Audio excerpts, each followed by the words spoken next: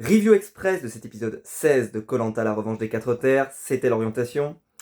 Il faut le dire, cette orientation n'a pas déçu. Alors de toute façon, moi c'est mon épreuve préférée. Donc elle me déçoit jamais. C'est pas la plus grande saison de koh.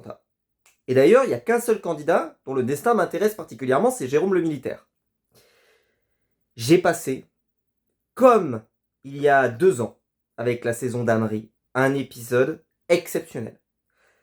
Je suis sur Twitter Ravière, qui était avec un enthousiasme absolument exceptionnel, ce qu'il a même dit que c'était la plus grande orientation de tous les temps. Alors maintenant, quand on dit le plus grand coup de bluff de koh, le plus grand, bon bref, je dois reconnaître que mon investissement, ce qui s'est passé, les choses, etc., franchement, c'était incroyable. J'ai adoré cette orientation. J'ai pas vu le temps passer une seule seconde. On sait que la semaine prochaine, ça sera de la merde, puisque les poteaux, c'est infernal, etc. Ça ne change rien. C'est-à-dire que cet épisode doit être vu comme étant un épisode one-shot.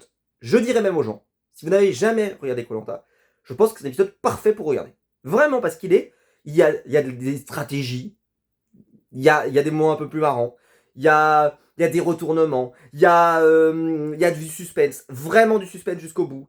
On a un premier qualifié, puis ensuite une deuxième qualifiée, puis tout le monde se retrouve, puis là il y a un subterfuge, puis machin, etc. C'était génial. Certains l'ont dit d'ailleurs, le plus grand coup de bluff de l'histoire de koh n'a pas eu lieu la semaine dernière, il a eu lieu hier soir.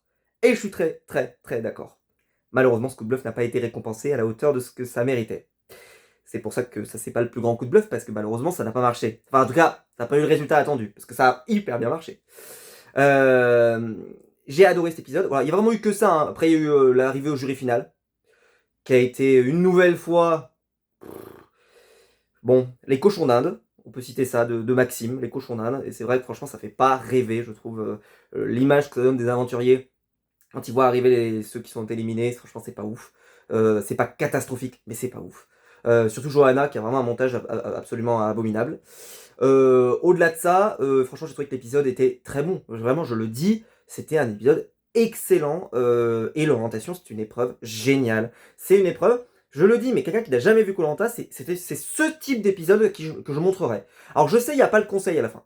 Donc forcément on est un peu privé, parce que l'épisode n'est pas en entier, etc. Mais cette épreuve, c'est la meilleure épreuve de koh. Et je pense que celle-ci, elle s'inscrit au panthéon des orientations. Alors pour moi, pourquoi c'est pas la meilleure orientation? C'est parce que l'orientation de Phil, pour moi, est intouchable. Intouchable. Légendaire. Mythique. Mais si on enlève celle-là, il n'y a juste pas de débat. C'était exceptionnel.